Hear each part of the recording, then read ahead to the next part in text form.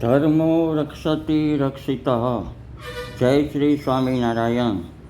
આ વચનામૃત ગઢડા પ્રથમના 27માં શ્રી સ્વામિનારાયણ ભગવાને પોતાની જ સર્વોપરિતાની જેમ છે એમ જ વાત કરી છે. આવો સાંભળો. પછી શ્રીજી મહારાજ અર્ધ ઘડી સુધી તો પોતાની નાસિકાના અગ્ર સામું જોઈ રહ્યા અને પછી બોલ્યા, જે પરમેશ્વરને ભજવાની તો સર્વને ઈચ્છા છે, પણ સમજણમાં ફેર રહે છે. માટે જેની આવી સમજણ હોય તેના હૃદયમાં ભગવાન સર્વે પ્રકારે નિવાસ કરીને રહે છે.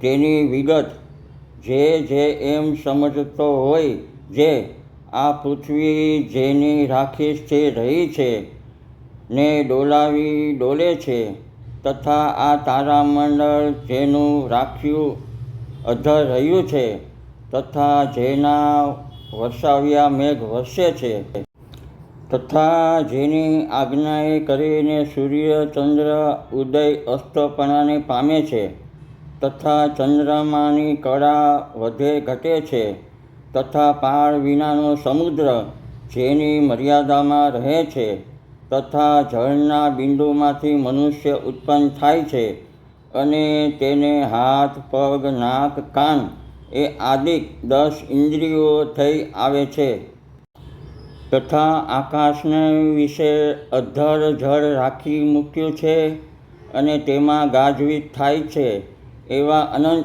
ઐશ્વર્ય છે. તે સર્વે મને મળ્યા એવા જે ભગવાન તેના કર્યા થાય છે એમ સમજે. પણ પ્રગટ પ્રમાણ જે ભગવાન તે વિના બીજો કોઈ એ આશ્ચર્યનો કરનારો છે એમ માને નહીં.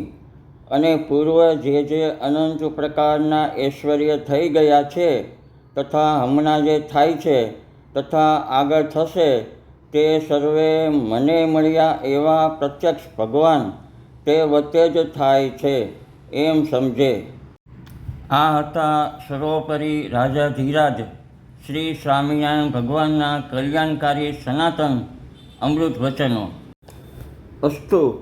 શ્રી રાધારમણ દેવની જય, શ્રી નરનારાયણ દેવની જય, શ્રી હરિકૃષ્ણ મહારાજની જય. ધર્મકુળને આશ્રિત હિતેશ્રી વાળાના જય શ્રી સ્વામિનારાયણ. ભક્તો, મારા મોઢાની સર્જરી 12 વર્ષ પહેલાં કરેલ હોવાથી આપને આ મારા શબ્દો બરોબર ન સમજાયા હોય તો આપ તે બદલ મને ક્ષમા કરશો જી. ધન્યવાદ.